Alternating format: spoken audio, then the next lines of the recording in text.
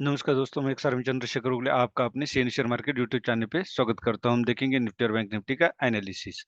आज अगर आप मार्केट को देखोगे तो बैंक निफ्टी सबसे ज्यादा बुलिश नजर आई। अभी ये पता नहीं किसी को क्या हो सकता है, ऑपरेटर्स को या फिर आईडीआईज को ये खबर मिली होगी कि बैंक के लिए कुछ बेनिफिट होगा, तो आज वो बैंक को काफी अपसाइड ले गए। या तो हो सकता है कोई खराब सिचुएशन हो, इसलिए वो अपसाइड लेके अपना प्रॉफिट बुक करके डाउन आ जाए। तो जो भी हो सकता है, सेंटिमेंटल मूव हो सकता है, उससे हमें कोई मतलब नहीं। हमें कैंडल क्या बोलती है ये देखना है। आज 1.39% बैंक निफ्टी ने पॉजिटिव क्लोजिंग दी और निफ्टी ने 0.95। अब आज की डेट में देखोगे तो निगेटिव सेक्टर कोई नहीं रहा है, सारे पॉजिटिव सेक्टर है। और सबसे ज्यादा फार्मा सेक्टर और ऑटो सेक्टर ने पॉजिटिव क्लोजिंग दी। और एक पीएसयू बैंक ने भी अच्छी क्लोजिंग दी। प्राइवेट बैंक ने भी, mid mid cap small cap इन्होंने भी अच्छा काम अपना किया है। अब यहाँ पे सेंसेक्स भी अगर आप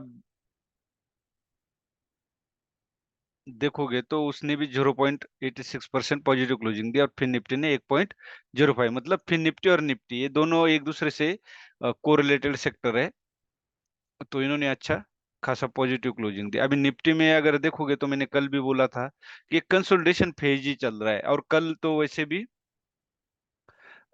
1 फरवरी बजट का दिन है, तो मार्केट कंसोलिडेटेड रहेगा।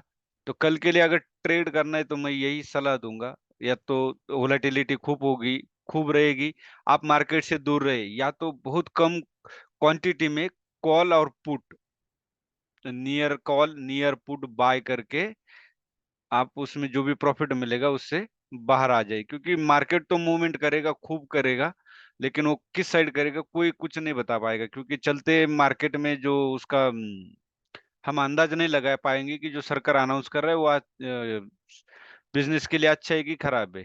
तो ये हो गई वो बात। आज देखोगे तो निफ्टी ने वही 0.95% पॉजिटिव क्लोजिंग दी। तो यहाँ पे अभी क्या है, कोई कैंडल पैटर्न पता नहीं चल रहा है। यहाँ पे कुछ भी पैटर्न पता नहीं चल रहा है, तो इसके बारे में अभी क्या बोल सकते हैं। तो अगर इसके लिए अगर पता करना है तो हमें आवरली में जाना पड़ेगा, क्या आवरली क्या दिखा रहा है। अगर आप या आवरली में देखोगे तो हायर लोज लगाना शुरू किया, हायर लोज, यहाँ पे हायर लोज का मतलब क्या है, मार्केट अपसाइड। लेकिन क्या है, जहां से सेलर्स एक्टिव हुए थे ना, वो उस पॉइंट के ऊपर क्लोजिंग नहीं थी, उस पॉइंट के ऊपर यहाँ से सेलर्स एक्टिव हुए थे। या कंसोलिडेशन था, उसके बाद सेलर्स मार्केट डाउन साइड ले आए। तो ये एक बहुत इंपॉर्टेंट एरिया है। 21,740 से लेकर के 21 जो प्रीवियस हाई था, 21,810 के आसपास बहुत इंपॉर्टेंट एरिया है। वो अगर ब्रेक हो जाए तब उस पे ऊपर मतलब ट्रेड करेंगे। लेकिन ये नहीं कि डायरेक्ट आप उस पे ट्रेड नहीं करना, करेक्शन की जरूर उम्मीद करना। अब 5 मिनट में हम देखेंगे कि ट्रेड कहाँ कर सकते थे, उसके पीछे का लॉजिक। अब यहाँ पे हम एक ट्रेड कर सकते थे, ये जो यहाँ कैंडल है हैमर, इस हैमर के पास ट्रेड कर सकते थे। लेकिन दुनिया भर की हैमर मारे आप देखोगे तो चार्ट में बनती रहती है। लेकिन यहाँ पे ही क्यों करना, क्योंकि ये जो डब्ल्यू पैटर्न था, यहाँ से मार्केट जब अप साइड गया तो यहाँ पे दोबारा आना बेहद जरूरी था, पुल बैक। और वो पुल बैक यहाँ पे था, और यहाँ से सेलर्स बायर्स एक्टिव हुए थे। ये दो पॉइंट थे, एक तो पुल बैक आना जरूरी था, और दूसरा ये साइकोलॉजी की प्रीवियस जो हिस्ट्री रिपीट करता है, तो हिस्ट्री यही बता रही है कि यहाँ से बायर्स एक्टिव हुए थे, इसका मतलब यहाँ से भी बायर्स एक्टिव होंगे। तो ये हो गए, यहाँ पे एक ट्रेड बनता था। उसके बाद यहाँ पे भी एक ट्रेड कर सकते थे, क्यों? क्योंकि जब एक मार्केट ने एक मूवमेंट पकड़ी है, एक ट्रेंड पकड़ा है, तो वो ट्रेंड पुल बैक ट्रेंड जिसको बोल सकते हैं, इम्पल्स मूव करेक्शन, इस तरह मार्केट ऊपर जाता है। तो इस ग्रीन कैंडल के ऊपर भी एक ट्रेड बन सकता था। ये जो ग्रीन कैंडल है इसके ऊपर और इसके नीचे स्टॉप लॉस। लेकिन आज इतनी वोलेटिलिटी थी, गामा इतना हाई था कि गामा क्या करता है, जो मूवमेंट है उसको स्पीड देता है, तो वो एज लाइक एसलेटर का काम करता है। तो वो बहुत ज्यादा था, तो मैंने खुद ही ट्रेड नहीं किया। अब कल के लिए अगर आपको ट्रेड करना है तो 21,740 के ऊपर बाय कीजिए, और 21,650 के नीचे आप सेल कर सकते हैं। ये था निफ्टी का एनालिसिस। अब बैंक निफ्टी में देखोगे तो मैंने बोला था 45,700 अगर ब्रेक करता है तो आप उसके ऊपर बाय करना है। तो ये ब्रेक कर दिया। अभी यहाँ पे भी अगर आप देखोगे, सेम जो मैंने कल समझाया था, ये डब्ल्यू पैटर्न यहाँ से ब्रेक करने के बाद यही से कैसे करेक्शन आना जरूर था, लेकिन वो आया नहीं और वो सीधा अपसाइड निकल गया। और डेली में अगर आप देखोगे और यहाँ सपोर्ट लिया है, तो उम्मीद है कि अपसाइड चले जाए। अब कल जो भी होगा सेंटिमेंट के हाथ में है। सेंटिमेंट वो होता है कि जो न्यूज बेसिस, तो कल तो बजट है, फाइनेंस मिनिस्टर पीएम कुछ अनाउंस करते, तो ये सारी चीजें सेंटिमेंट इनको बोलता है, इसको बोलते हैं सेंटिमेंट। तो कल समझ लो सेंटिमेंट ये बजट का।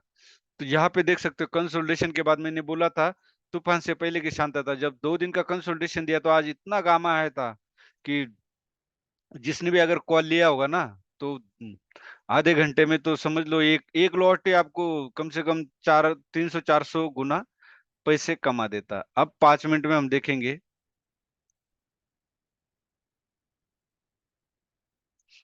यहाँ पे हमारा ट्रेड पहले तो बनता था यहाँ पे, उसके बाद यहाँ जो कंसोलिडेशन दिया था ना, बेस बनाया था, इसको बोलते हैं रैली बेस। इसके ऊपर अगर हम ये ट्रेड करते तो बहुत बढ़िया हमें यहाँ पे भी एक देखने को मिलता। अभी उसके बाद एक ट्रेड और कहाँ बनता हमारा, अगर हमें लेना ही था, ये दो को देख सकते हो यहाँ पे क्या बना था, हरामी पैटर्न। ये बड़ी कैंडल मदर कैंडल और उसके बाद ये छोटी बेबी कैंडल, और इसके नीचे हमने सेल करना था। यहाँ पे भी आपको एक गामा मूवमेंट मिलती। अब कल के लिए अगर हमें ट्रेड करना है तो 45,880 के नीचे सेल करना है। सॉरी, 45,870 के नीचे।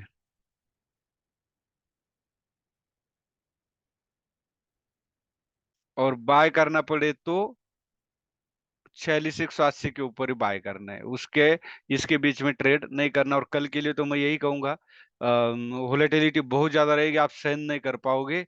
और वो अप डाउन ज्यादा चलता रहेगा मार्केट। आप कॉल लोगे मार्केट नीचे आएगा, आप पुट लोगे मार्केट अप साइड चला जाएगा। तो मैं यही कहूंगा, या तो करना है ट्रेड तो नजदीकी कोई कॉल और पुट बाय करके छोड़ दीजिए, उसके बाद जो भी प्रॉफिट आया लेके शांत बैठिए, क्योंकि गामा बहुत हाई रहेगा। आपका प्रॉफिट यू चला जाएगा दोबारा ट्रेड करोगे तो। ये था मेरा आपको सलाह। डिस्क्लेमर यही है कि कोई बाय और सेल की मैं सलाह नहीं देता। वो आपको लेना नहीं लेना वो आप अपने फाइनेंशियल एडवाइजर से कंसर्न कर लीजिए, या तो खुद की डिसीजन लीजिए, प्रॉफिट लॉस आपका। वीडियो अच्छा लगे तो लाइक कीजिए, शेयर कीजिए और सब्सक्राइब कीजिए। धन्यवाद। जय हिंद, जय भारत।